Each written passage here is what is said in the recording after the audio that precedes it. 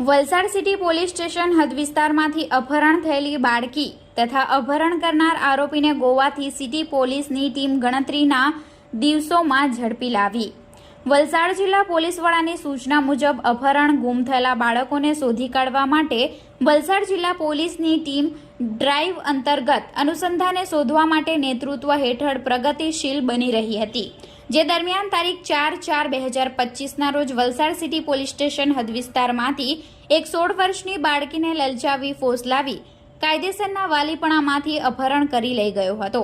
આ 16 વર્ષની બાળકીના અપહરણ બાબતે પરિવારે સિટી પોલીસ મથકે ફરિયાદ દાખલ કરાવી હતી। ફરિયાદની ગંભીરતાને ધ્યાને લઈ વલસાડ સિટી પોલીસની ટીમે ફરિયાદીના રહેણાંક વિસ્તારથી લઈ Valsad railway station, Valsad bus depot, હાઈવેની આજુબાજુના વિસ્તારો તેમજ બનાવને સાંકળતા 100થી વધુ સીસીટીવી કેમેરા ચેક કરી બાળકીની વલસાડ સિટી વિસ્તારના ઓટો રિક્ષાવાળા, કેબવાળા, ટ્રાવેલ્સ એજન્સીના, રેલવે, બસ, 4વ્હીલર ટિકિટ બુક કરનાર એજન્સીનો સંપર્ક કરવામાં આવ્યો તેમજ સગા સંબંધીઓની પૂછપરછ કરી સીડીઆર મંગાવી એનાલિસિસ કરતા અપહરણ બાળકીને બાલોતરા રાજસ્થાન ખાતે રહેતા પ્રહલાદસિંહ શંકરસિંહ સાવલસિંહ રાજપુરોહિત, ઉંમર વર્ષ 23, રહેવાસી ઉમરગામ ગાંધીવાડી, ક્રિષ્ના હાઇટ, પહેલો માળ, રૂમ નંબર 2 અપહરણ કરી ગોવા ખાતે લઈ ગયો હોવાની માહિતી મળતા તાત્કાલિક ધોરણે વલસાડ સિટી પોલીસની ટીમે અલગ અલગ ટીમો બનાવી બાળકીને ગોવા ખાતેથી આરોપીના કબજામાંથી છોડાવી આરોપીને ઝડપી આગળની કાર્યવાહી